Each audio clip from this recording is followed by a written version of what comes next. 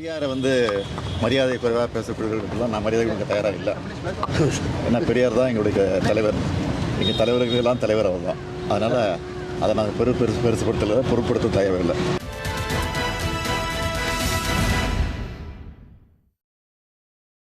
வணக்கம். கேள்விக்களம் நிகழ்ச்சிக்கு உங்களை வரவேற்கிறோம். இது மக்களின் மேடை.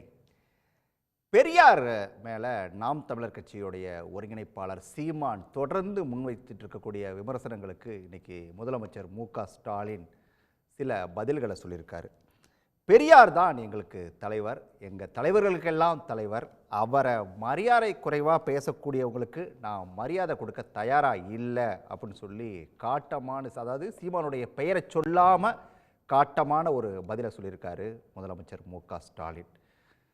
சீமானோட பேச்சுக்கு தமிழ்நாட்டில் பல திசைகளில் இருந்தும் பல கட்சிகளில் இருந்தும் கிட்டத்தட்ட அனைத்து கட்சிகளில் இருந்தும் அப்படின்னு கூட சொல்லலாம், பாஜகவை தவிர்த்துட்டு எதிர்ப்புகள் அப்படிங்கிறது தொடர்ந்து பதிவாகிட்டே இருக்குது. ஆனால் சீமான் ஒரு பக்கம் அதை பற்றியெல்லாம் கவலைப்படாமல் ஈரோடு கிழக்கு இடைத்தேர்தல் பிரச்சார கூட்டங்களில் தொடர்ந்து பெரியார் மீதான விமர்சனங்களை முன் வச்சுக்கிட்டு தான் இருக்கார்.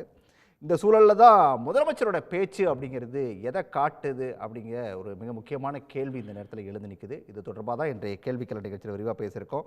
விவாதத்தில் பங்கேற்க திராவிட முன்னேற்ற கழகத்திலிருந்து பேராசிரியர் கான்ஸ்டன்டைன் ரவீந்திரன், சீமானுடைய ஆதரவாளர் வெற்றிவேல் சந்திரசேகரன், எழுத்தாளர் ஆதவன் தீட்சண்யா, இவர்களோடு முன்னாள் நாம் தமிழர் கட்சியுடைய நிர்வாகி ஜெகதீச பாண்டியன், இன்னும் சற்று நேரத்தில் பாரதிய ஜனதா கட்சியிலிருந்து அதனுடைய செய்தி தொடர்பாளர் செல்வியும் இணைய இருக்காரு. அனைவருக்கும் வணக்கம்.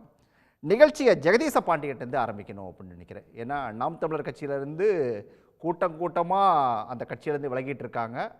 அண்மையில் விலகினவர் ஜெகதீச பாண்டியன், மிக முக்கியமான நிர்வாகி, சீமானுக்கு ரொம்ப நெருக்கமாக இருந்தவர். ஏன் சார் நிறைய கூட்டமாக விலக ஆரம்பிச்சிட்டாங்க? நீங்கள் விலகினத்துக்கு என்ன காரணம் ஜெகதீச பாண்டியன்? வணக்கம். நான் ஏன் விலகினேன்னு சொல்லி 5 பக்கத்துக்கான அறிக்கையை நான் கொடுத்துருக்கேன். இருந்தாலும் நீங்கள் இதை கேட்கறதுனால சொல்கிறேன். இது வரைக்கும் கூட்டமாக விலகிறவங்களுக்கு பல்வேறு காரணங்கள் இருக்குது. சில பேருக்கு நிர்வாகத்தின் காரணமாக சிக்கல், சில பேருக்கு உழைத்ததின் காரணமாக அங்கீகாரம் கொடுக்கப்படல அப்படிங்கிற சிக்கல், சில பேர் தான் அந்த இடத்துல வளர்ந்து வரும்போது ஒரு ஆளுமையாக வருகிற போது அது தற்போது இருக்கிற இந்த கட்சியில் இருக்கிறவர்களுக்கு சிக்கல் என்று அவர்களே விலகி போவதற்கான காரணங்களை ஏற்படுத்துகிறார்கள். பல்வேறு சிக்கல். நான் விலகியதற்கு காரணம், இந்த கட்சி நாங்கள் எதுக்காக ஆரம்பித்தோமோ அந்த நோக்கத்திலிருந்து விலகி போகுது என்ற ஐயம் இருந்தது. இப்பொழுது அது உறுதியாகியதனால் நான் வெளியே போனேன். இந்த கட்சியை 2009 நாங்கள் ஆரம்பித்தோம். எதுக்காக ஆரம்பித்தோம் அப்படின்னா, ஈழ இனப்படுகொலைக்கு பிறகு இங்கே இருக்கிற 7 கோடி மக்களில் 1 விழுக்காடு மக்கள் கூட ஒன்று சேர்ந்து இந்த இனப்படுகொலையை தடுத்து நிறுத்துவதற்கு ஒரு கூட்டத்தை ஏற்பாடு செய்ய முடியவில்லை. இங்கு பல்வேறு திராவிட இயக்கங்கள், தமிழ் தேசிய இயக்கங்கள் இருந்தாலும் கூட அது செய்ய முடியவில்லையே அப்படிங்கிற ஆதங்கத்தில் அந்த செத்த 2.5 லட்சம் மக்களுடைய பிணத்தின் மீதும் 40,000 அவர்களுடைய மூச்சு காற்றை உள்வாங்கிய அம்பேத்கரிய, மார்க்சிய, பெரியாரையை உள்வாங்கிய பிள்ளைகள் வெகுண்டு எழுந்து அண்ணன் சீமானுடைய தலைமையில், அண்ணன் மட்டும் இல்லாமல் ஏற்கனவே ஐயா சீபா ஆதித்தனார் அவர்களால் வழிநடத்தி கொண்டு செல்லப்பட்ட நாம் தமிழர் கட்சியை அவர் திராவிட முன்னேற்ற கழகத்தில் இணைந்த பிறகு வழியே வருகிற நாம் தமிழர் பிள்ளைகள் எனக்கு பின்னால் தொடர்வாள் என்ற கருத்தை அந்த நேரத்தில் உள்வாங்கி, ஐயா தமிழ் முழக்கம் சாகுல் ஹமீது, இயக்குனர் மணிவண்ணன், ஜெகத் கஸ்பர், அன்றைக்கு வழக்கறிஞர்களாக இருந்த ராஜீவ்காந்தி, காமராஜர், கோவையை சேர்ந்த ஆனந்தராஜ், இது மாதிரி பல்வேறு நெல்லை சிவா, வெற்றி குமரன், நான் உட்பட பல்வேறு அமர்வுகள் அமர்ந்து சிந்தித்து இந்த இனத்திற்கென்று ஒரு கட்சி வேண்டும் என்று அண்ணனை நிர்பந்தப்படுத்தி அந்த கட்சியை துவக்கினோம். அதற்கு பிறகு அறுத்தறிவ மாறின் என்று இயக்கமாக ஒரு மாநாட்டை சேலத்தில் வெற்றி குமரனுடைய ஏற்பாட்டில் மாமா சாகுல் ஹமீது இவர்களெல்லாம் சேர்ந்து நடத்தி பிறகு கட்சியாக அறிவிக்கப்பட்டு 6 ஆண்டுகள் மக்களுக்கு சேவை செய்து 2016 முதலில் எந்தோடைய கூட்டணியும் இல்லாமல் தனித்து களம் கண்டு 1.1 விழுக்காடிலிருந்து இன்றைக்கு 36 லட்சம் வாக்குகளை பெற்று 8.22 வாக்குகளை பெற்று அங்கீகாரம் பெற்றோம். இதில் எங்களுக்கு ஒரு மகிழ்ச்சி. காரணம், அன்றைக்கு ஐயா பல நெடுமான தமிழில் பல்வேறு தமிழ் தேசிய அமைப்புகள் தமிழ் இனத்திற்காக போராடுகிற போது சில 100 பேர்களைத்தான் திரட்டி நடத்தினார்கள். இப்பொழுது தமிழ் தேசியத்தின் பெயரால் பல ஆயிரம் பேரை கூட்டுகிற வலிமை நாம் தமிழர் கட்சிக்கு இருக்கிறது. ஆனால் நாங்கள் கொண்டிருந்த கொள்கைக்கு நேர் எதிராக தற்சமயம் இப்பொழுது நடைபெறுகிற விஷயங்களை பார்க்கிற போது நாம் எதற்காக ஆரம்பித்தோமோ அதற்கு நேர் எதிர் சித்தாந்தங்களை கொண்ட அந்த வலதுசாரி சிந்தனை கொண்டவர்கள் உடைய ஆலோசனையின் பேரில் அண்ணன் செயல்படுகிறாரா என்ற அச்சம் இருந்தது. தொடர்ந்து செயல்படுகிற போது அது உறுதியான காரணத்தால் இந்த மண்ணுக்கும் மக்களுக்கும் சில நூற்றாண்டுகளாக மொழிக்கும் மக்களுக்கும் எதிராக இருந்தவர்களுடைய வழிகாட்டுதல் நமக்கு அவசியமில்லை. என்னதான் இத்தனை ஆண்டு காலம் நாம் நட்புடன் நடந்திருந்தாலும் கூட கொள்கையா நட்பா என்று வருகிற போது கொள்கைதான் நமக்கு முதல் என்று முடிவெடுத்து இந்த கட்சியிலிருந்து நான் விலகிவிட்டேன். இது போன்ற தொடர்ந்து பேசுறதுக்கு முன்னாடி இல்ல இப்ப நீங்க சொன்னதுல இருந்து எனக்கு ஒரு கேள்வி. வெளியில இருந்து பல விமர்சனங்கள் தொடர்ந்து வந்துட்டே இருந்துச்சு. அதாவது சீமான் வந்து பாஜகவுடைய பி டீம், பாஜக சொல்ற விஷயங்களை இங்க தமிழ்நாட்டில் அவர் செஞ்சு முடிக்கிறாரு அப்படின்னு சொல்லிட்டு நீங்க சொல்றதும் கிட்டத்தட்ட இப்போ அப்படிதான் இருக்குது. அதாவது வலதுசாரி சிந்தனைகள் வந்து கொண்டு அவங்க வந்து சொல்றதை கேட்டு செயல்படுறாரு அப்படின்னு சொல்லிட்டு. அப்போ சீமானை இயக்குறது பாஜக தானா? அப்படியான ஒரு சந்தேகம் வந்திருக்கிறது. அதாவது ஏன் எங்களுக்கு இந்த சிந்தனை வருதுன்னா, கொஞ்ச நாளைக்கு முன்னாடி சங்கி என்றால் செருப்பால் அடிப்பேன்னார் அண்ணன். ஆனால் ஐயா ரஜினிகாந்த் அவர்களை சந்தித்து வந்த பிறகு சங்கி என்றால் சக தோழர் என்கிறார். தோழர் என்பதற்கான அர்த்தம் அண்ணனுக்கு தெரியாததா இல்லை. ஏன்னா அவர் மார்க்சிய பெரியாரிய அம்பேத்கரிய கருத்துக்களை உள்வாங்கி பல பெரியாரிய அம்பேத்கரிய மார்க்சிய மேடைகளில் பேசி வந்தவர். அதனால் தோழர் என்பதற்கான அர்த்தம் ஒத்த கருத்துள்ள இந்த மக்களுடைய நலத்திற்கும் மண்ணின் வளத்திற்கும் பல்வேறு தியாகங்களை புரிந்தவர்களைத்தான் நாங்கள் தோழர் காம்ரேட் என்று பெருமைப்பட்டுக் கொள்வோம். ஆனால் இதற்கு எதிராக பாசிச சிந்தனை கொண்டவர்களை அண்ணன் சக தோழன் என்று கேட்டதனுடைய கட்சிக்குள் இருப்பவர்களும் வெளியில் இருக்கிறவர்களும் நாம் தமிழர் கட்சி இல்லாத நாம் தமிழர் கட்சி ஆதரிப்பவர்களும் அதிர்ச்சியாக இருந்தது. அதற்கு பிறகு அவர் பெரியாரை பற்றி பெரியார் எழுதாத விஷயங்களை பேசிய போது அதற்கு ஆதரவு தருவதாக ஆதாரத்தை காட்பதாக அண்ணாமலை அவர்கள் பேச தயங்குகிற விஷயத்தைக்கு கூட ஹெச் ராஜா, வான்மதி சீனிவாசன், பாண்டே, குருமூர்த்தி ஒருபடி மேலே போய் அம்மா தமிழிசை அவர்கள் தீம் பார்ட்னர் என்று அண்ணனை சொல்கிறது. சரி, அவர்கள் சொல்கிற கருத்துக்கு அண்ணன் எப்படி உடன் வருவார், அந்த கருத்துக்கு மறுப்பு தெரிவிப்பார் என்று காத்திருந்த போது அவர் அந்த கருத்துக்கு மறுப்பு தெரிவிக்காமல் சில நாட்களுக்கு முன்பு அவர் என்ன பைத்தியம் அப்படி என்று சொன்ன அண்ணன் அவரை பேரறிஞர் ராஜா என்கிறார், பிரசாந்த் குசேரன் அறிவாளி என் தம்பி பாண்டே என்கிறார். இந்த சிந்தனை தொடர்ந்து பேசுகிற போது பெரியாரையும் பிரபாகரனையும் நேர் எதிராக தமிழக அரசில் கொண்டு வந்து நிறுத்துகிறார். ஆனால் அண்ணன் பேசுகிற கருத்து இந்த மண்ணிலிருந்து மொழியையும் இனத்தையும் நிலத்தையும் அபகரிக்க துடிக்கிற ஒரு வலதுசாரி சிந்தனை கொண்டவர்களுக்கு பயன்படுகிறதோ என்ற அச்சம் எங்களுக்கு ஏற்பட்டு விட்டது. காரணம் என்னென்றால் பெரியாரை குறியீடாக வைத்து அரசியல் செய்கிற எல்லா கட்சிகளும் இன்றைக்கி திமுக, அண்ணா திமுக, அமமுக, மதிமுக, விடுதலை சிறுத்தைகள், தமிழக வாழ்வுரிமை கட்சி இவர்களெல்லாம் பெரியாரையும் குறியீடாக பயன்படுத்துகிறார்கள். பிரபாகரனையும் விடுதலை சிறுத்தைகள், தமிழக வாழ்வுரிமை கட்சி, மறுமலர்ச்சி திராவிட முன்னேற்ற கழகம், மறுமலர்ச்சி முன்னேற்ற கழகம் இயக்கங்களாக இருக்கிற மே 17 இயக்கம், பல்வேறு திராவிட இயக்கங்கள் பிரபாகரனையும் உள்வாங்கி கொண்டு அரசியல் செய்கிறார்கள். இந்த பெரியாரையும் பிரபாகரனையும் உள்வாங்கி கொண்டு அரசியல் செய்பவர்கள் இந்த மண்ணின் எதிராக இருக்க அணுவலை எதிர்க்கிறார்கள், சிஏஏ எதிர்க்கிறார்கள், குடியுரிமை திருத்த சட்டத்தை எதிர்க்கிறார்கள், நீட்டை எதிர்க்கிறார்கள், கச்சத்தீவை மீட்டு கொடுக்க வேண்டும் என்று போராடுகிறார்கள், மண் உரிமையை பேசுகிறார்கள். ஆனால் இதை எதையுமே இந்த மண்ணில் திணித்தவர்கள் வலதுசாரிகள். ஆக நாங்கள் பெரியாரை திட்டுவது, பெரியாரையும் பிரபாகரனையும் எதிராக நிறுத்துகிற கருத்து நோக்கம் அது வலதுசாரிகளுக்கு பயன்படுகிறது.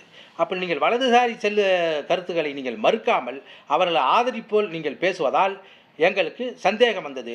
அது உறுதியாகிவிட்டது. நீங்கள்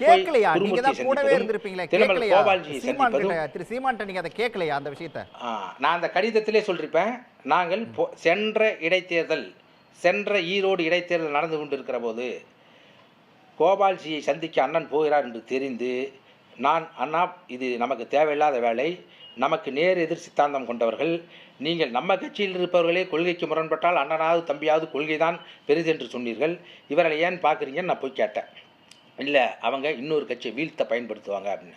அப்போ நம்ம வரலாறு சொல்கிறாங்கன்னா, ஒரு காலம் நம்ம கூட இருந்து அவங்கள வீழ்த்திட்டு அவங்க நம்மளை வளர்க்க போகிறதில்ல, திருப்பி நம்மளை தான் வீழ்த்துவாங்க, இது வேணான்னு நாங்கள் சுட்டி காட்டணும். நான் மட்டும் இல்லை, இந்த கட்சியில் இருக்க முற்போக்கு சிந்தனைகள்கிட்ட பல சுட்டி கேட்டினாங்க. அதை அவர் அண்ணன் கேட்கல. திருப்பி இப்போ சமீபத்தில் போய் குருமூர்த்தி சந்தித்து இன்னைக்கு அவர் அருகில் இருந்து தவறுகளை சுட்டிக்காட்டி எந்த நபரும் இப்போது அவர் அருகில் இல்லை. காரணம், சாகுல் மாமா இறந்து விட்டார், மணிவண்ணன் இறந்து விட்டார், சுபா முத்துக்குமார் இல்லை, வெற்றிக்குமரன் இல்லை, அண்ணனுக்கு இளைய வயதில் சிறியவளாக இருந்தாலும் புகழேந்தி மாறன், என்னை போன்றவர்கள் யாரும் அவரை தவறு செய்தால் தட்டி கேட்போம், அவர் சரியாக பேசினால் கைத்தட்டி கொண்டாடுவதுமாக இருந்த நாங்கள் இப்போது யாரும் அறியில்லாத காரணத்தால் அவர்களுக்கு சுட்டிக்காட்டுவது குறைந்து போய்விட்டது. அதனால் நாங்கள் ஒவ்வொரு காலகட்டத்திலும் எங்களால் முடிந்த அளவிற்கு, காரணம் நாங்கள் கட்சி ஆரம்பிக்கும் போது அவர் கூட வந்தவர்ல, அதுக்கு முன்னே இருந்து வந்திருக்கோம், அவர் என்ன கொள்கையிலிருந்து வந்தார் தெரியும். அப்பப்ப நாங்கள் அதை சுட்டிக்காட்டுவோம், அதனால திட்டு வாங்கிருக்கோம். பிரபாகரனோட இருக்கக்கூடிய போட்டோ விவகாரம் ஒரு பெரிய சர்ச்சையா மாறிட்டு இருக்குல்ல, இது மார்பிங் செய்யப்பட்ட போட்டோ அப்படிங்கிறது உங்களுக்கு எப்ப தெரியும்? இல்லை, அது மார்பிங் செய்யப்பட்ட ஃபோட்டோ நான் ஒரு காலம் சொன்னதில்லை. அந்த ஃபோட்டோ உண்மையான ஃபோட்டோ தான். அது மார்பிங் செய்யப்பட்ட ஃபோட்டோ அல்ல சார். அததான் அந்த போட்டோவை எடுத்தவர், அருகில் இருந்தவர், கூட்டிட்டு போனவர் எல்லாருமே சொல்லிட்டாங்க அந்த போட்டோ ஒரிஜினல் இல்லை அப்படின்னு சொல்லிட்டு. நீங்க இன்னும் அதை ஒரிஜினல்னு சொல்றீங்க. இல்லை அதாவது இல்லை நான் சொல்லலைங்க. அதாவது எங்க பாருங்க, மார்பிங் செய்யப்பட்டு கூட எனக்கு வந்திருக்கலாம், அது வேற. அண்ணன் வருகிற போது அவரை ஏற்றி விட்டா அங்கே போய் அவர் 20 நாள் கிட்டத்தட்ட 16 நாள் அங்கே இருந்தார். இங்கேருந்து பிப்ரவரி 2வது வாரம் போனார், இறுதி வாரத்தில் வந்தார். வரும்போது படம் கொண்டுட்டு வரல, ஏன்னா அவங்க கையில் கொடுத்துள்ள. அதுக்கப்புறம் அந்த படம் வந்தது, இதே மாதிரி தான் வந்தது. 6 புகைப்படங்கள் வந்தது. அது அந்த செங்கோட்டையன் உண்மையான ஆள் தான், அவர் தமிழன் தொலைக்காட்சியில் வேலை செஞ்சார். ஆனால் அவர் அந்த படத்தில் அதுபோல் வேற ஒரு பெருசாக பிரிண்ட் பண்ணணும், இல்லை டிஜிட்டலாக பெருசு ஒன்று கொண்டு போய் கொடுத்துருக்கலாம். ஆனால் அந்த படம் நீங்கள் காட்டுற படம் மார்பிங்னு நான் எங்கேயுமே சொல்லவே இல்லை. அது அவர்களுடைய கருத்து, கூட்டிட்டு போன ஆள்கள் வந்து. ஆனா எங்ககிட்ட அது வரும்போது அந்த மாதிரி இல்லை. Right right right. கடைசியா சொல்லுங்க, இனி சீமானோட எதிர்காலம் என்ன ஆகும்? இல்லை, அது நம்ம ஜோசிகாரன் கிடையாது. ஆனா கூட இருந்தவர், வெளியில வந்தவர், அதனால கேக்குறேன். எல்லாம் கூண்டோட போயிட்டு இருக்காங்க, அதனால கேக்குறேன். நீங்க ஜோசிகாரன் தெரியும். அதான் அம்பேத்கரிய கொள்கையை, பிரபாகரனை உள்ளடக்கிய தமிழ் தேசியம் தான் இந்த மண்ணில் வெல்லுமே ஒழிய, இவர்கள் எவர் ஒருவரையும் விலக்கிவிட்டு நீங்கள் தமிழ் தேசியத்தை கட்டமைக்க இந்த மண்ணில் முடியாது. காரணம், தமிழீழ தேசத்தை கட்டமைக்க போராடிய அண்ணன் பிரபாகரனுக்கு அன்றைக்கு உதவியர்கள், பொருளாதார உதவி செய்தவர்கள், பரப்புரை செய்தவர்கள் அன்றைக்கு திராவிட இயக்கத்தை சேர்ந்தவர்கள் தான். நான் சிறு வயதில் இருக்கும்போது என் ஊரில் அண்ணன் பிரபாகரனை அறிமுகப்படுத்தியவர்களும் திராவிட இயக்கத்தை சேர்ந்தவர்கள் தான். இப்பொழுது நாம் இந்த அரசியலை எடுக்க வேண்டிய பெரியாரை நீங்கள் சொன்னது போல் போற்றவும் தேவையில்லை, தூற்றவும் தேவையில்லை. இப்போது அது அவசியம் இல்லை. ஆனால் நீங்களாக பெரியாரை விமர்சித்த போது உங்களோடு தான் நாங்கள் இருந்தோம். ஏனால் பெரியாரோ இல்லை பிரபாகரனோ விமர்சனத்துக்கு அப்பாற்பட்டவர்கள் அல்ல. விமர்சனம் செய்வதற்கும் பல்வேறு கருத்துக்கள் இருக்கிறது, போற்றுவதற்கும் பல்வேறு கருத்துக்கள் இருக்கிறது. நமது தமிழ் தேசிய விடுதலைக்கு, தமிழ் மண்ணின் விடுதலைக்கு எந்த கருத்து தேவையோ அதை எடுத்துக்கொண்டு நாம் போராட வேண்டுமே ஒழிய, அவர்களை தூற்றுவது நீங்களே தூற்றினாலும் பரவாயில்லை, இன்னொருவருடைய ஆலோசனையின் பேரில், அதுவும் வலதுசாரி சிந்தனையுடைய வழிகாட்டியதன் பேரில் நீங்கள் தோத்துகிற போது, இதுபோல் அரசியல் செய்தால் இந்த தமிழ் மண்ணில் தமிழ் தேசியம் சீமானண்ணன் தலைமையில் வெல்லாது. அண்ணன் சுய பகுப்பாய்வு செய்து கொண்டு தன் தவறை திருத்தி கொண்டு இதை மீண்டும் தூய தமிழ் தேசிய சிந்தனை கொண்டு தமிழ் தேசிய கருத்தியலை விதைத்தால் வளர்வதற்கு வாய்ப்பு இருக்கிறது.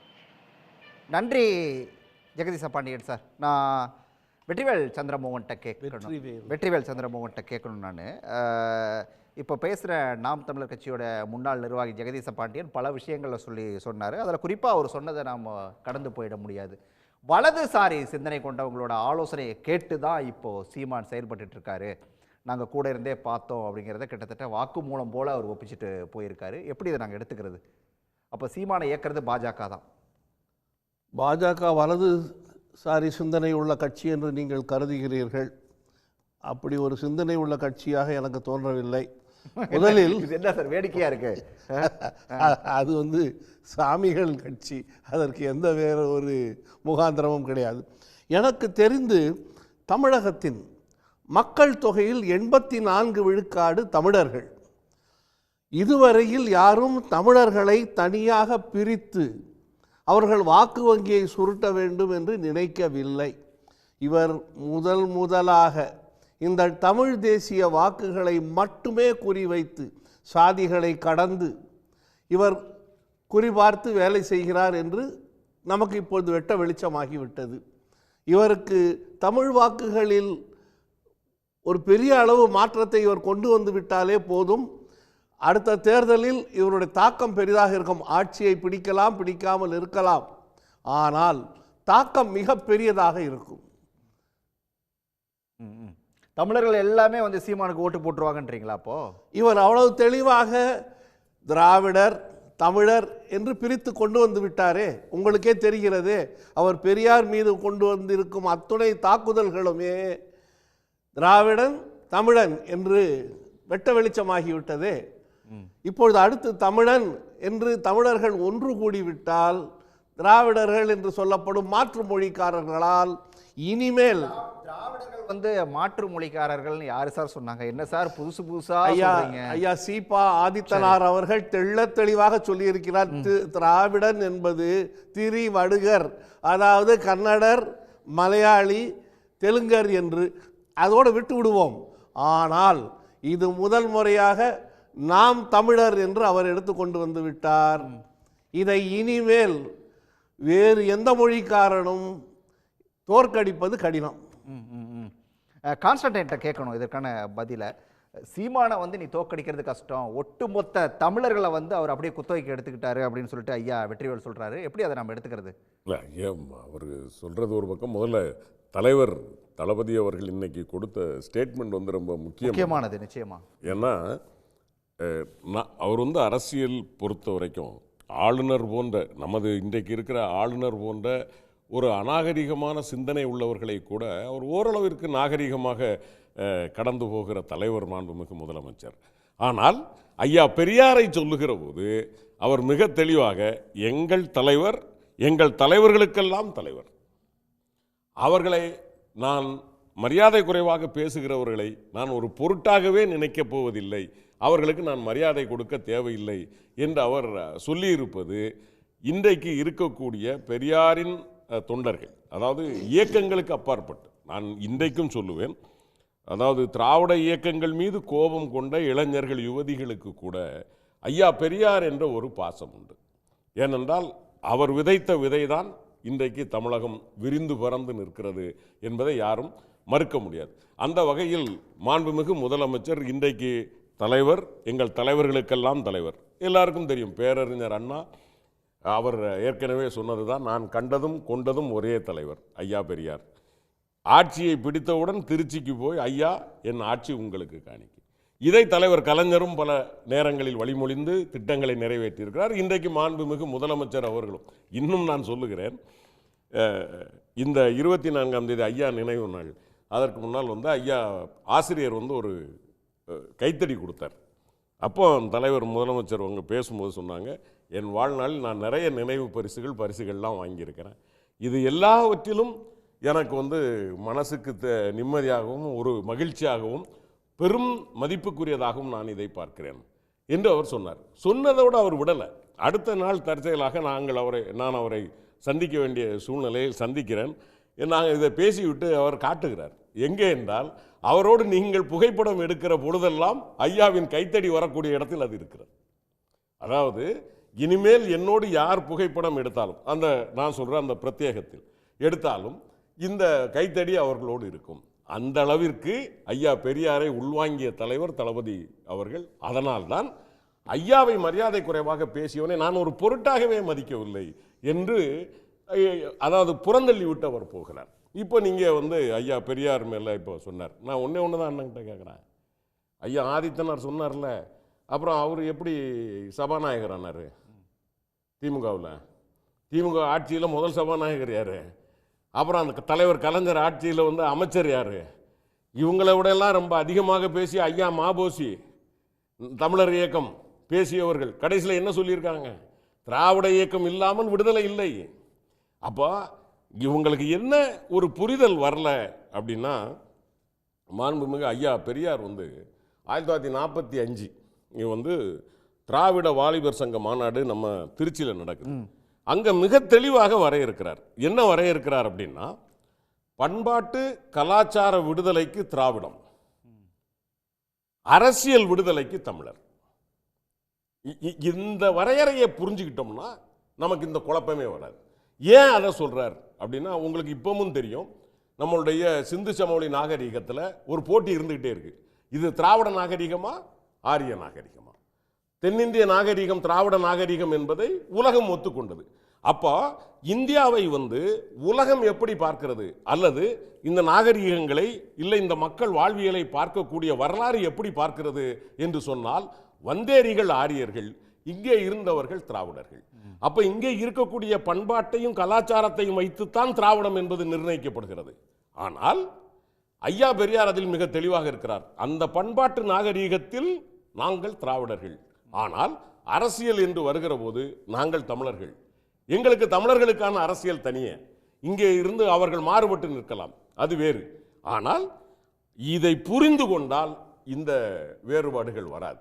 இன்றைக்கு நான் கூட அந்த பேரை சொல்ல வேண்டாம் என்று நினைத்தேன், ஆனால் இன்றைக்கு விவாதம் அதை நோக்கி போவதால் சொல்லுகிறேன். சீமான் போன்றவர்களுக்கு இன்றைக்கு சகோதரர் அவரால் வெளிவந்து விட்டு இன்றைக்கு வழிநடத்தக்கூடியவர்கள். நாம் பல நேரங்களில் சொன்னோம், இவர் வலதுசாரியினுடைய ஒரு கிளைக்கதை தான். வலதுசாரிகள் என்ன சொல்லுகிறார்களோ அங்கேதான் நிற்பார் என்று சொன்னோம். இன்னைக்கு ஏறத்தாழ முட்டுச்சந்தில் நிற்கிறார் சீமான். இனிமேல் அவரால் தப்பிக்க முடியாது. சகோதரர் சொன்னதை போல இப்போ நம்ம ஜெகதீச பாண்டியன் சொன்னாரு, தன்னை அவர் ஒரு இன்ட்ரோஸ்பெக்ட் என்று சொல்லுகிற சுய ஆய்வு செய்து கொண்டு தன்னை திருத்தி கொண்டு, அந்த திருத்தி கொள்ளுகிற பழக்கமெல்லாம் சீமானுக்கு கிடையவே கிடையாது. ஒரு பொழுதும் அவர் எங்கேயாவது எந்த இடத்திலாவது அவர் மீதான விமர்சனத்திற்கு அவர் தன்னை திருத்தி கொண்டிருக்கிறாரா என்றால் கிடையாது. அதை உடனடியாக இப்போ ஐயா பெரியார் மேல அவர் வைக்கிறது விமர்சனம் இல்லைங்க, அவதூறுங்கிறோம். நீங்க விமர்சனத்துக்கும் அவதூறுக்கும் நிறைய வித்தியாசம் இருக்கு, ரொம்ப வித்தியாசம். சரி, நீங்க விமர்சனம் வைத்தால் நாம் பதில் விமர்சனம் வைக்கலாம் அல்லது அதற்கு விளக்கம் கொடுக்கலாம். நீங்கள் அவதூறு பரப்ப ஆரம்பித்தீர்கள் என்று சொன்னால் அது அசிங்கங்களின் ஒட்டுமொத்தம். அவதூறுகள் தான் வலதுசாரிகளின் ஒட்டுமொத்த மூலதனம். சரி, அந்த மூலதனத்தில் இப்பொழுது பங்கீடாக அல்லது ஷேர் ஹோல்டர்னு சொல்லுவோம் இல்லையா, பங்காளராக புதிதாக சீமான் சேர்ந்தார். ரைட். ஆதவன் தீச்சனியாட்ட கேட்போம், முதலமைச்சரோட பேச்சை நாம் எப்படி எடுத்துக்கிறது அப்படிங்கிறது ஒன்று. ரெண்டாவது, இதெல்லாம் இருந்தாலுமே கூட பல விமர்சனங்கள் வந்தாலுமே கூட இன்னும் ஈரோடு கிழக்குக்கு போயிட்டு இருக்க அந்த தொகுதியில் பிரச்சாரத்தில் ஈடுபட்டிருக்கக்கூடிய சீமான் தொடர்ந்து பெரியாரை கடுமையாக விமர்சிக்கிறாரு. இன்னைக்கு கூட சொல்றாரு, நீங்கள் பெரியாருடைய வெங்காயத்தை எங்கள் மேலே வீசுனீங்க அப்படின்னு சொன்னால் நான் வெடிகுண்டை வீசுவேன் அப்படின்னு சொல்லி பேசியிருக்காரு. இதை எப்படி எடுத்துக்கிறது? இன்னொன்று, வலதுசாரிகள் சொல்லி தான் வலதுசாரிகளோட அவங்களோட சித்தாந்தத்தை இங்கே புகுத்துறதுக்காக தான் சீமான் இப்படியான ஒரு டோனை கையில் எடுத்திருக்காரா?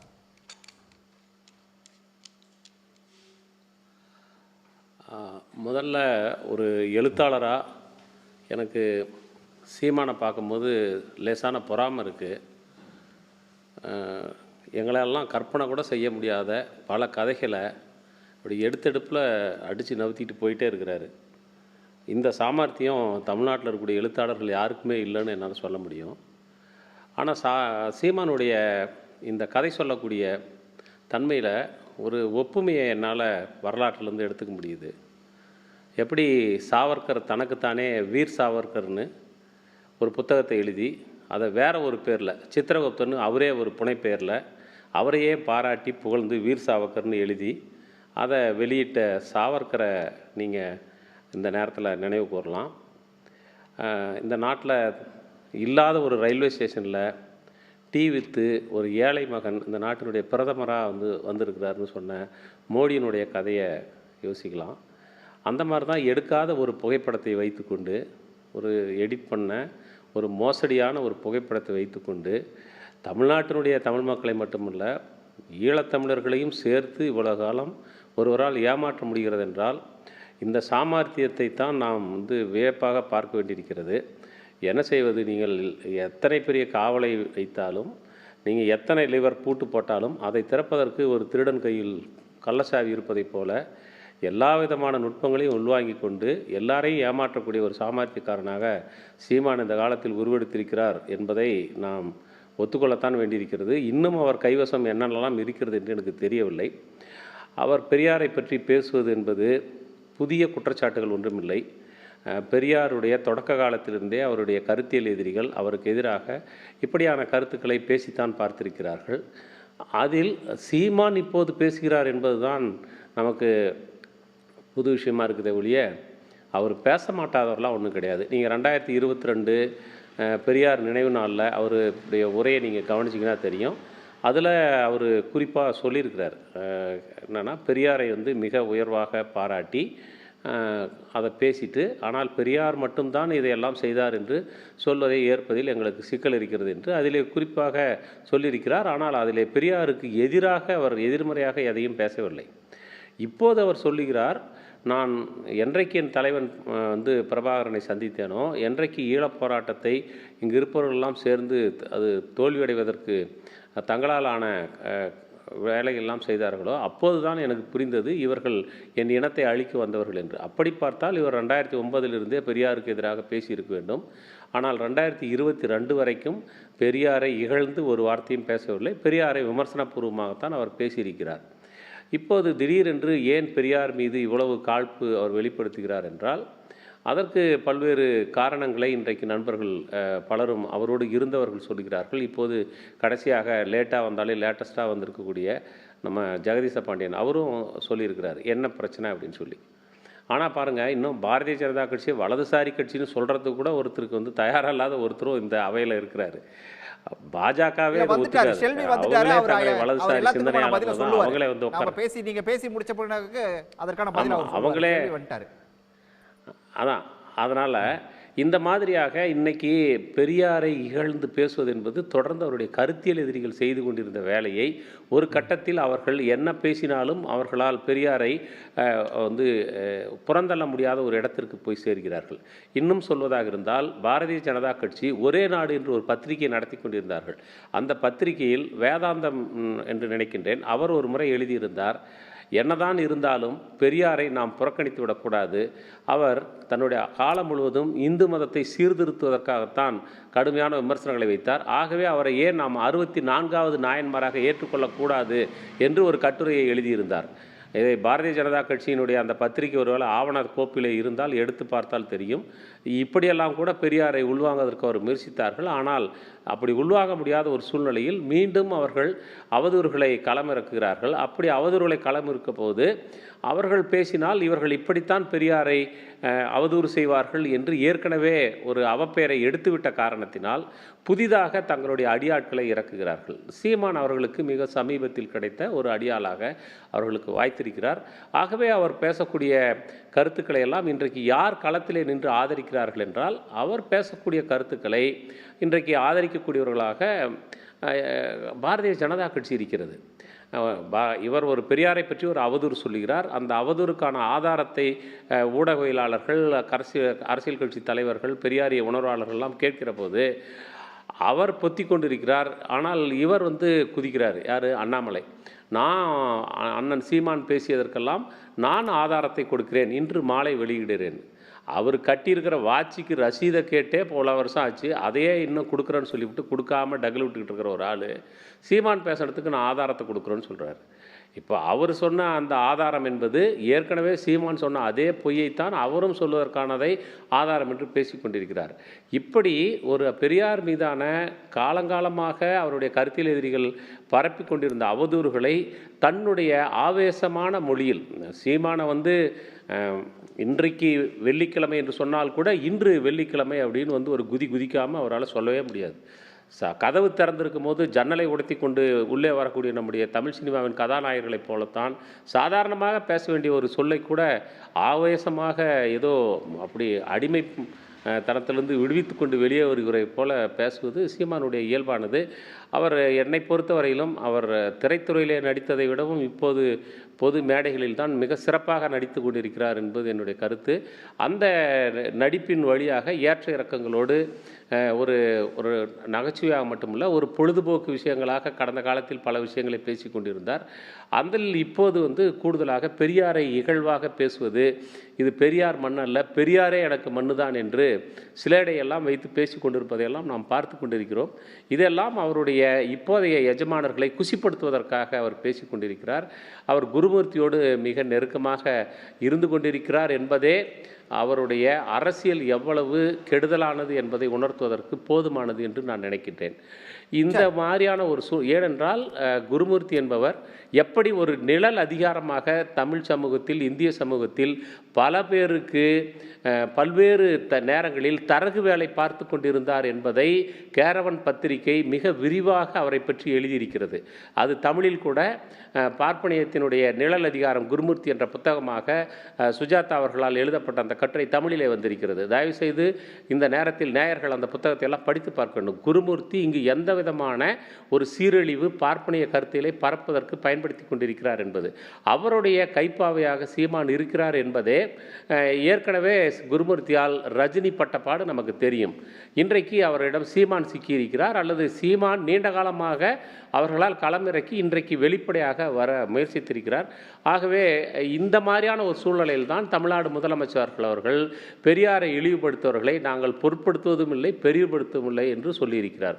உண்மையில் இதை நாம் கவனத்தில் வைத்துக்கொள்ள வேண்டியிருக்கிறது. ஏனென்றால் இன்றைக்கு எப்படி பெரியார் உருவாக்கிய சுயமரியாதை இயக்கத்திற்கு ஒரு 100 ஆண்டு ஆகிறதோ, அதை போலவே ஆர்எஸ்எஸ்னுடைய 100வது ஆண்டு இது.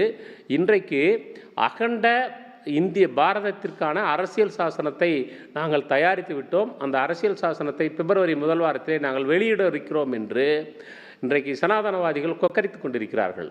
அப்படியான ஒரு சூழ்நிலையில் இன்றைக்கு நடப்பில் இருக்கக்கூடிய அண்ணல் அம்பேத்கருடைய பேருழைப்பாலும் அறிவாலும் உருவாக்கப்பட்ட அந்த அரசியல் சாசனத்தை புறந்தள்ளி இந்திய மக்களை மதத்தின் அடிப்படையில் குடிமக்களை அணுகுவதற்கான ஒரு அகண்ட பாரத அரசியல் சாசனத்தை அவர்கள் உருவாக்கியிருக்கிறார்கள்.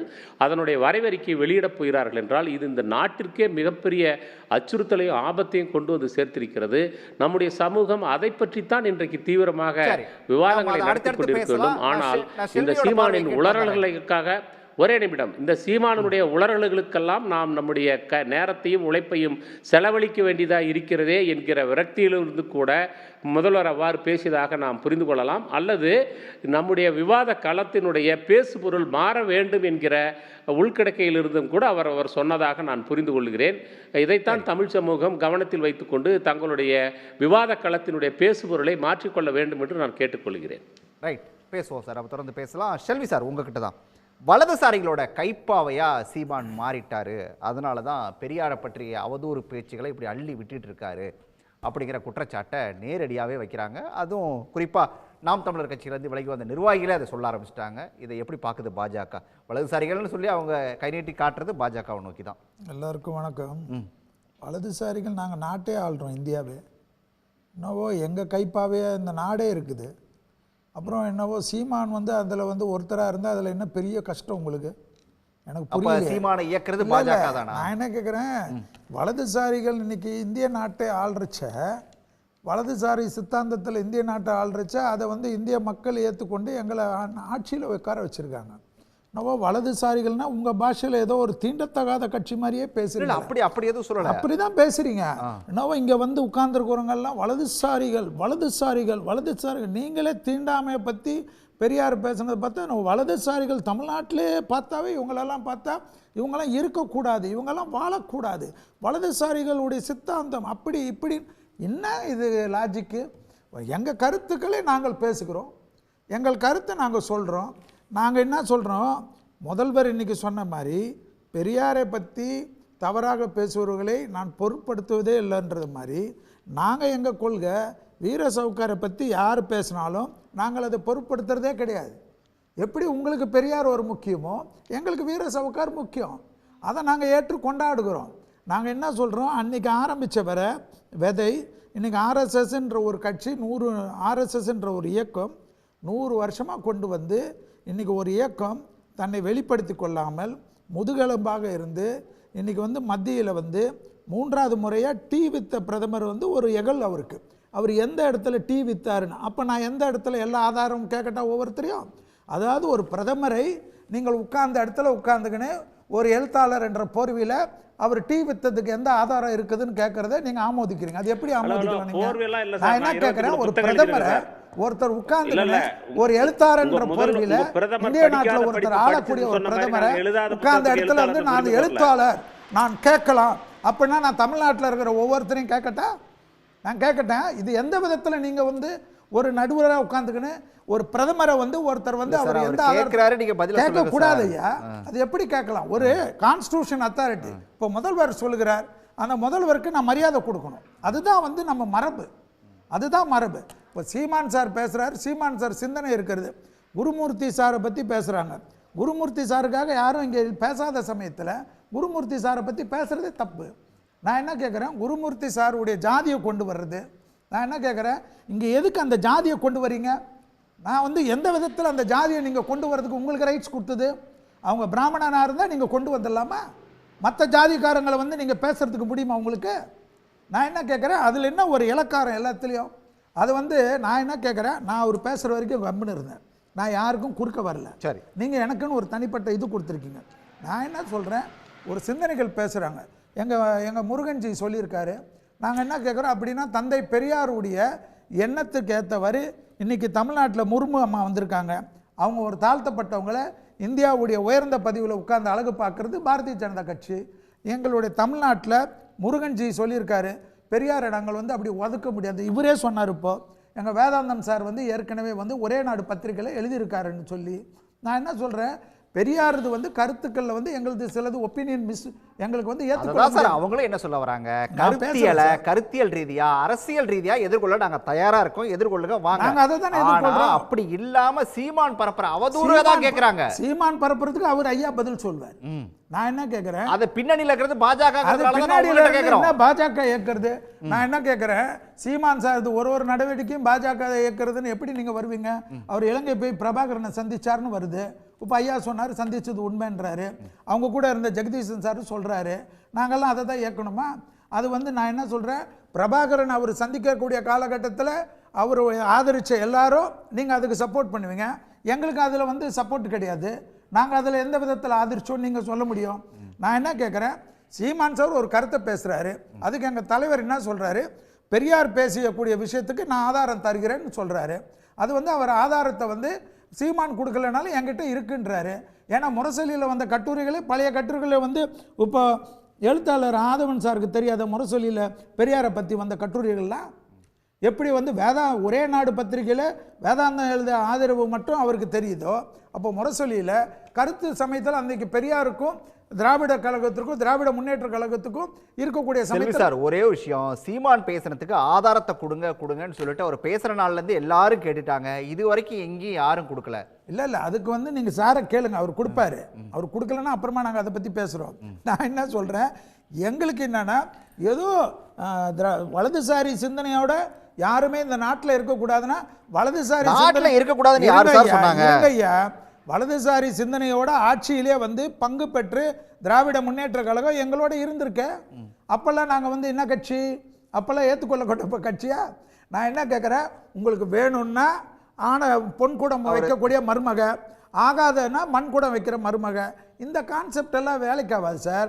இந்தியாவை நாங்கள் தேர்ட் டைம் வந்து எங்கள் பிரதமர் மோடியுடைய இதில் மக்கள் எடுத்து இன்றைக்கி ஆட்சியில் இருக்கோம். இப்போ வந்து சிஎம்மாக இருக்கார், முதல்வர் இருக்கார், மக்கள் தேர்ந்தெடுத்த முதல்வர் அவரை எப்படி நான் வந்து ஒரு தரங்கட்டு ஒரு தரம் தாழ்த்தி நான் பேசுவேன்னா பேச முடியாது. ஏன்னா ஜனநாயகத்தில் மக்கள் ஒரு தமிழ்நாட்டில் அவரை கொண்டாடுறாங்க, அதே போல் இந்திய நாட்டில் எங்கள் மோடிஜியை கொண்டாடுறாங்க. நாங்கள் என்ன கேட்குறோம், மக்கள் எங்களை ஒதுக்கின பிறகு தான் நாங்கள் அதை பற்றி பேச முடியும். இப்போ மக்களை கொண்டாடுறாங்க, வலதுசாரி சித்தாந்தத்தை மக்கள் ஏற்றுக்கிறாங்க. அதில் வந்து இந்த திட்டம் கொண்டு வரக்கூடாது, எல்லா திட்டத்தையும் இங்கேருந்து ஒப்புதல் வாங்கி நான் போக முடியும். பார்லிமெண்ட் இருக்குது, ராஜ்யசபா இருக்குது, அதில் எல்லாம் மக்கள் அதில் ஏற்றுக்கினாங்கன்னா நாங்கள் வரப்போகிறோம். கான்ஸ்டன்டைன் சார் குறுக்கிட்டாரு, இந்தியாவையே பாஜக இயக்கும் போது சீமான இயக்கனா என்ன தப்பு அப்படின்னு கேட்குறாரு. செல்வி சொல்லுங்க. அதை நான் ஏற்றுக்கிறேன். அவர் அதை ஒத்துக்கிட்டார் அப்படிங்கிறது உண்மையிலே பெருந்தன்மையான விஷயம். நாங்கள் தான் ஏற்கிறோம் சீமான. நீங்க தானே சொன்னீங்கன்னா நான் ஒண்ணுமே சொல்ல, நீங்க சொன்னதை. அதாவது நாங்க இப்போ நீங்க கூட தான் பழகி இருக்கீங்க. நாங்க யதார்த்தம் நம்ம பேசி முடிச்சிட்டிங்களா? செல்வி என்ன முடிச்சிட்டிங்களாண்ணா? அதாவது நாங்கள் வலதுசாரிகளை ஒருபோதும் நாங்கள் வந்து பக்கத்தில் உட்காரக்கூடாது, எந்திரிச்சு போயிருங்கன்னோ இல்லை இந்த நாட்டை இருக்கக்கூடாதுன்னோ நாங்கள் சொன்னதில்லை. வலதுசாரி சிந்தனையை நாங்கள் கருத்தியல் ரீதியாக எதுக்கிறோம். ரைட், நாங்கள் ஃபோர்ஸபுளாக எதுக்கிறோம். எங்களுக்கு அந்த வலதுசாரி சிந்தனையோடு எங்களுக்கு உடன்பாடு கிடையாது அப்படின்னு சொல்லி நாங்கள் எதுக்கிறோம். இதில் அண்ணன் கேட்குறாருல, நீங்கள் ஒரு சாதியை மட்டும் எடுக்கிறீங்கன்னு. நாங்கள் ஒரு சாதியை மட்டும் எதுக்கலையே. அண்ணாமலை எதுக்குறோமா இல்லையா? முருகனை எதிர்த்தோமா இல்லையா? தமிழிசையை எதிர்த்தோமா இல்லையா? அண்ணன் பொன்னாரை எதிர்த்தோமா இல்லையா? அப்போ யாரெல்லாம் நீங்கள் வலதுசாரி என்கிற பார்ப்பனிய வாதத்தை கொண்டு வருகிறீர்களோ அந்த பார்ப்பனிய வாதத்தை நாங்கள் எதிர்க்கிறோம். நாங்கள் என்றைக்குமே அண்ணாவும் சொல்லியிருக்கிறார், ஐயா பெரியாரே சொல்லியிருக்கிறாரு. இன்னும் சொல்ல போனா பல இடங்களில் இது மிக தெளிவாக சொல்லியிருக்கிறது. தனி மனித விரோதம் எங்களுக்கு யாரும் கிடையாது, அல்லது தனி மனித ஒரு ஜாதியின் மீது எங்களுக்கு விரோதம் கிடையாது. தத்துவார்த்தத்தின் மீது எங்களுக்கு விமர்சனம் இருக்கிறது. எங்க மண்ணுக்கு வேண்டாம் என்பதை நாங்கள் ஃபோர்ஸபிளா சொல்றோம். நீங்க இல்ல இதுதான் இருக்கணும் சொல்லுங்க, வேண்டாம் சொல்லியே நீங்க பேசுறத நாங்க எங்கேயாவது தடுக்கிறோமா? எல்லா விவாதங்களும் இப்போ 2014க்கு பிறகு நீங்க ஒரு பாரதிய ஜனதா கட்சி அல்லது ஒரு வலதுசாரி அல்லது அண்ணன் சொன்ன மாதிரி எழுத்தாளர் விமர்சகருங்கிற போர்வையில் ஒரு வலதுசாரி சிந்தனையாளர் யாரையாவது ஒரு நாளை வச்சுக்கிட்டு தானே விவாதம் நடக்குது. நம்ம அவங்கள எங்க புறந்தள்ளி இருக்கணும்? அப்படின்னா இந்த மீடியாக்கள் அவங்கள கூப்பிட்டுருக்கவே மாட்டாங்களே. இந்த அவர் சொல்ற மாதிரி தீண்டாமையாக நம்ம கருதி இருந்தால் எங்கள் கருத்துக்கு உங்கள் கருத்து எங்கள் மண்ணுக்கு ஏற்றதில்லை. பிரதமரை டி வித் மோடின்றதுல நாங்க பெருமையா சொல்றோம். ஆமா, அவரும் அப்படிதான் சொன்னாரு. அதுக்கு ஆதாரம் எங்க கொடுத்தாரான்னு கேக்குறாரு. இது தேவையா? பேசுங்க, எடுத்து ரெக்கார்ட் பண்ணுங்க சார், ரீவைண்ட் பண்ணி பாருங்க சார். நான் சொல்றேன் அவர் பேசுனத நான் சொல்றேன். அவருக்காக பேசக்கூடாது, நான் அவருக்காக பேசலங்க. ஒரு நாள் அவரே அதை விளக்குறாரு, அவரே விளக்குறாரு. இருங்க ஆதவன் டீச்சனியாவே அதை விளக்குறாரு. அதுக்கு ஆதாரம் கொடுக்கணும். நானே விளக்குறேன். அவரே விளக்குறாரு, ஆதவனே விளக்குறாரு. ராஜா திரவியாரிடம் செல்லி அவருக்கு நானே பேசுகிறேன். எஸ், முதல்ல அவர் ஒரு குருமூர்த்தியை ஒரு சாதியை சொல்லி பேசினாங்கன்னு சொல்கிறாரு. குருமூர்த்தியோட ஜாதியை சொல்லி இங்கே யாரும் பேசலை. பார்ப்பனியம் என்கிற ஒரு சாதிய கட்டமைப்பு சனாதன கருத்தியலைத்தான் நாம் இங்கு விமர்சனத்துக்கு உள்ளாக்கியிருக்கிறோம். அதை பற்றிய சொல்லைத்தான் நான் இங்கே பயன்படுத்தினேன். இது வலதுசாரினாவே திரிக்கிறதுங்கிறதுக்கு பாந்தமாக சொல்லி முயற்சி பண்ணக்கூடாது. ஒன்று. ரெண்டாவது, சீமான் சொல்லக்கூடிய இந்த ஆமைக்கறி கதை அல்லது உடும்பு உப்புமா கதை, இந்த மாதிரி பல கதைகள் ஏற்கனவே இந்த கதைகளுக்கெல்லாம் முன்னோடிகள் இருக்கிறார்கள் இந்திய வரலாற்றில் அப்படின்னு சொல்லும் போது தான் நான் மயில் மீது ஏறி நம்ம புல்புல் பறவை மீது ஏறி சிறையிலிருந்து அவ்வப்போது சாவர்கர் வெளியே செல்வார் என்று கிட்ட கதையாகட்டும், இல்லை தனக்குத்தானே வீரர் என்று பட்டம் சுட்டி கொண்டதாகட்டும், அல்லது நிற்காத ரயில்வே ஸ்டேஷனில் யாருக்கு டீ வித்தார் என்று தொடர்ந்து கேட்டுக்கொண்டிருக்கிற விஷயமாகட்டும், அல்லது பிரதமருடைய மாஸ்டர் ஆஃப் என்டையர் சயின்ஸ் என்கிற அந்த படிப்பு படித்த போது யாரெல்லாம் உடன்படித்தார்கள், அவரோடு படித்தவருடைய பட்டியல் தேவை, அவர்களுடைய பேராசிரியர்கள் விவரமெல்லாம் தேவை என்று தகவல் அறியும் உரிமை சட்டத்தின் கீழ் கேட்கப்பட்டதற்கு இதை கொடுக்க முடியாது, இது தேசத்தின் பாதுகாப்பு கருதி என்றெல்லாம் இன்றைக்கு அதற்கே கூட சட்ட ரீதியாக மறுப்பு சொல்லக்கூடிய இடத்தில் பல விஷயங்கள் மர்மமாகவே ஆனால் புனைகதைகளாக உலாவ விட்டு கொண்டிருக்கிறார்கள் என்பதைத்தான் நான் நினைவூட்டினேன் ஒழிய இதில் பிரதமரை இழிவுபடுத்துறதுக்கு என்ன இருக்குது? பிரதமர் தன்னைத்தானே இழிவுபடுத்தி கொண்டு தான் பல வேலைகளை செய்கிறார் என்பதுதான் உண்மை. அவர் தன்னை பற்றி அவர் எந்த இடத்துல என்னென்ன கதைகளை சொன்னார்ன்றதை தான் இங்கே நாங்கள் நினைவூட்டுறோம். நாங்கள் சொல்லும் போது உங்களுக்கு அது அவதூறாகவும் அல்லது அவரை இழிவுபடுத்துவதாகவும் தெரிகிறது. ஆனால் அவர்தான் தன்னை பற்றி இதையெல்லாம் சொல்லிக் கொண்டிருந்தார் என்பது ஒன்று. ரெண்டாவது, வலதுசாரிகள் இந்தியாவை 3வது முறையாக ஆண்டி கொண்டிருக்கிறார்கள் அப்படிங்கிறத ரொம்ப பெருமையாக சொல்கிறாரு. இன்னும் ஞாபகப்படுத்துறவங்களுக்கு வலதுசாரிகள் முதன்முறையாக வாஜ்பாய் காலத்தில் வந்ததாகட்டும் அல்லது மோடியினுடைய தலைமையில் வந்தது இந்த முறை 3வது முறை மக்கள் உங்களை நிராகரித்திருக்கிறார்கள். ரொம்ப சந்தோஷம். மக்கள் உங்களை நிராகரித்திருக்கிறார்கள். உங்களுக்கு தேவையான மெஜாரிட்டி வழங்கவில்லை. 400 சீட்டுக்கு மேல் எடுத்து 95 சீட்டை வச்சு திராவிட முன்னேற்ற கழகம் ஆட்சி பண்றச்ச அது மெஜாரிட்டி. 240 சீட்டை வச்சு நாங்க ஆட்சி பண்ணா அது மைனாரிட்டி. நல்ல தத்துவம் ஐயா உங்களுக்கு, நல்ல தத்துவம் உங்களுக்கு. உங்க தத்துவத்துக்கு நோபல் பரிசு தான் கொடுக்கணும். தத்துவம் சிகாமணியா பேசுறீங்க. 95 வச்சு கலைஞர் ஆட்சி பண்ணா அது மைனாரிட்டி கிடையாது. நாங்க 240 சீட்டை வச்சு ஆட்சி பண்ணா மட்டும் மைனாரிட்டி சொல்லி சொன்னீங்க. நீங்க என்ன அம்பலப்பட்டு போனவனே ஆத்திரப்பட்டு கத்தாதீங்க. பொறுமையா பேசலாம். அவருடைய திரைக்கதை வசனம் எல்லாம் இங்க பேச முடியாது. நான் என்ன கேக்குற, திரைக்கதை வசனம் எல்லாம் இங்க பேச 240 எடுத்து மக்கள் நீங்க நினைக்கிறது அவரும் பேச முடியாது, அவர் நினைக்கிறது நீங்களும் பேச முடியாது. வந்துறேன் உங்களை நிராகரித்திருக்கிறார்கள். உங்களை ரொம்ப சந்தோஷம், ரொம்ப சந்தோஷம். பிரைம் மினிஸ்டர் வேற யார் பேராவது சொல்லுங்க. இப்ப இந்திய நாட்டுடைய பிரதமர்னு வேற யார் பேராவது சொல்லுங்க. கான்ஸ்டிடியூஷன் கொடுத்திருக்கிற உரிமைப்படி பிரைம் மினிஸ்டர் பதவி ஏத்து உட்கார்ந்து இருக்கிறார். அவர் is a constitution authority. Sir தொடர்ந்து பேசலாம். தொடர்ந்து பேசலாம். வீட்டுக்குள்ள தொடர்ந்து பேசலாம். நிராகரித்திருக்கிறார்கள். மைனாரிட்டி கவர்மெண்ட் வந்து நரசிம்மராவ் கவர்மெண்ட்னா அது வந்து மக்கள் கொண்டாடுறது. சரி ஆதவன் சார் தொடர்ந்து பேசலாம் சார். ரெண்டு பேரும் பேசலாம், ஒரே இடத்துல பேசலாம், கேட்காதே. மோடிஜிக்கு வந்துட்டா மக்கள் நிராகரித்துட்டார்கள். சரி, ஓகே. அதாவது தமிழ்நாடு வெற்றிவேல் சார் தமிழ்நாட்டில் இன்னைக்கு வந்து பெரியாரை பற்றி விமர்சனம் வரும்போது பாஜகவை தவிர்த்து எல்லா கட்சிகளுமே சீமான் மீது எதிர்வினையாற்ற ஆரம்பிச்சிருக்காங்க. இதை எப்படி எடுத்துக்கிறது நாங்கள்? இல்லை ஐயா, இது தவறான கருத்தை நீங்கள் எனக்கு சொல்லியிருக்கிறீர்கள். சீமானை ஆதரித்து பெரிய அளவிலே தமிழ் தேசிய கட்சிகள் அறிக்கை விட்டு கொண்டிருக்கிறார்கள். அவருக்கு ஆதரவாக அணி திரண்டு கொண்டிருக்கிறார்கள். ஆமாம், இதை நீங்கள் தெரிந்து கொள்வது நல்லது. சரி சொல்லுங்க, யாரெல்லாம் அணி திரண்டுட்டு இருக்காங்க தமிழ்நாட்டில் சீமானுக்கு ஆதரவாக? அமைதியாக இருக்கும் அதிமுக பெரிய அளவிலே அறிக்கை விடவில்லை.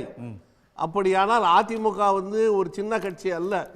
அவர்கள் அதிமுக வந்து அறிக்கை விடாம வேணா இருக்கலாம். ஜெயக்குமார் பேசியிருக்காரு, அதை வந்து கண்டிச்சிருக்காரு. முன்னாள் அமைச்சர் KP முனுசாமி கண்டிச்சு பேசியிருக்காரு. அதிர்வலைகளை ஏற்படுத்தி இருக்கிறதா? இல்லை. ஏற்படுத்திச்சா இல்லையாங்கிறது அடுத்தது சார். பேசியிருக்காங்களா இல்லையா? அதானே ஐயா. அதாவது சீமானை வெளிப்படையாக வந்து ஆதரிக்கவில்லை என்றாலும் இவர் சொல்வது சரி என்று ஏற்றுக்கொள்ளும் பக்குவத்திற்கு மக்களையும் வந்து விட்டார்கள். நன்றாக தெரிந்து கொள்ளுங்கள். நீங்கள் பெரியார் என்று தூக்கி வைத்திருந்த அந்த பிம்பத்தை உடைத்து விட்டார் சீமான். எங்கெல்லாம் இந்த மாதிரி வார்த்தைகள் ரொம்ப கவனமா கையாள சொல்லுங்க. அதாவது பெரியார் என்பது பிம்பம் அல்ல, பெரியார் என்பது அவர் ஆளுமை, அது ஒரு தத்துவம், அது ஒரு கருத்து. அதை நீங்க உடைச்சிருக்கிறோம் இல்ல, அதுல கேள்வி கேட்டிருக்கோம், நியாயம். பிம்பம் என்பது வேறு. பிம்பம் என்பது ஒரு இடத்துல இருந்து அதை ஒரு இல்லாத ஒன்றை காட்டிட்டு இருக்கிறது பேர் தான் பிம்பம். இது ஐயா வந்து ஆளுமை, அவர் ஒரு தத்துவம் என்பதை உலகம் ஏற்றுக்கொண்ட ஒன்று. அது திராவிடர்களுக்கு அவர் வந்து ஒரு பெரிய ஆளுமை, தமிழர்களுக்கு அவர் இன்றும் என்றுமே பிம்பம்தான். நன்றாக சிந்தித்து பாருங்கள். அறிஞர் அண்ணா அவர்கள் ஆட்சியில் இருக்கும்பொழுது, அதாவது திராவிட முன்னேற்ற கழக ஆட்சியின் போது கீழ்வெண்மணியிலே 44 மக்கள் விவசாய கூலி உயர்த்தி கேட்டதற்காக கொளுத்தி சாகடிக்கப்பட்டார்கள். அன்றைக்கு பெரியார் என்ன சொன்னார்? கேட்டது அவன் தவறு, சாக வேண்டியது தானே என்று.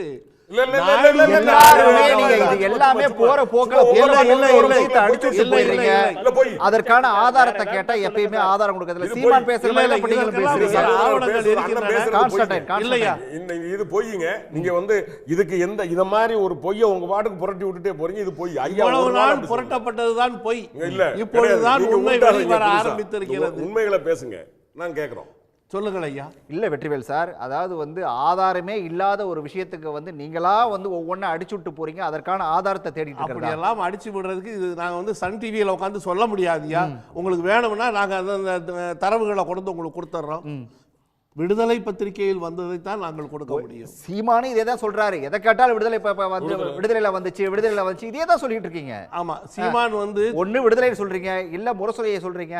ஆதாரத்தை கேட்டா ஆதாரத்தை விடுதலை பத்திரிகையில வந்தது, நாங்கள் அதனை வாசித்திருக்கிறோம். அதுவும் கூட வாட்ஸ்அப் ஏதோ வாசிச்சிருக்கேன்.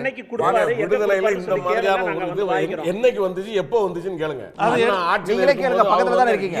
இல்லைங்க, அவர் பேசுறது ஐயா வந்து அதுல எந்த இடத்திலும் திராவிட முன்னேற்ற கழகம் வந்து அதுல நாங்க நடவடிக்கை எடுக்கணும்னு சொல்லி சொன்னாரு. அண்ணா நடவடிக்கை எடுத்தாரு, வேண்டியதை செஞ்சிருக்கிற அன்னைக்கு.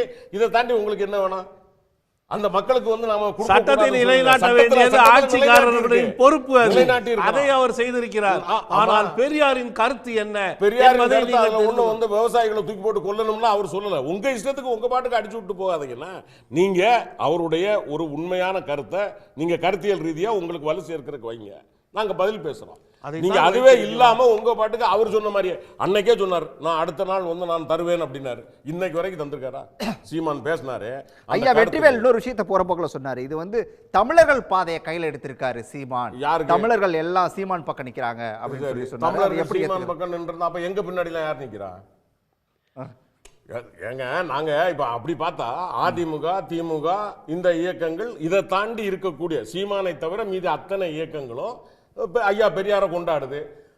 பாஜக விட்டுருங்க, இந்த இவங்க 2 பேரும் வாங்கி இருக்கிற இந்த 18% தமிழர்கள் முடிஞ்சு போயிட்டாங்களா? மீதி 82% பேர் இருக்காங்களே. இந்த 82% பேரும் தமிழர்கள் இல்லைங்கிறாரா ஐயா? மாறி வரும் நிலையை தான் சுட்டி காட்டினேன். எதை? 84% இருக்கும் தமிழர்களை இப்பொழுது ஒன்று திரட்ட துவங்கிவிட்டார். இது வருங்கால தேர்தல்களிலே பிரதிபலிக்கும். இது இப்பதான் புதுசா பேசுறாருங்கிறீங்களா? இந்த நாம் தமிழருங்கிற ஆமா, இவர் வந்துதானே பேச ஆரம்பிச்சிருக்காரு.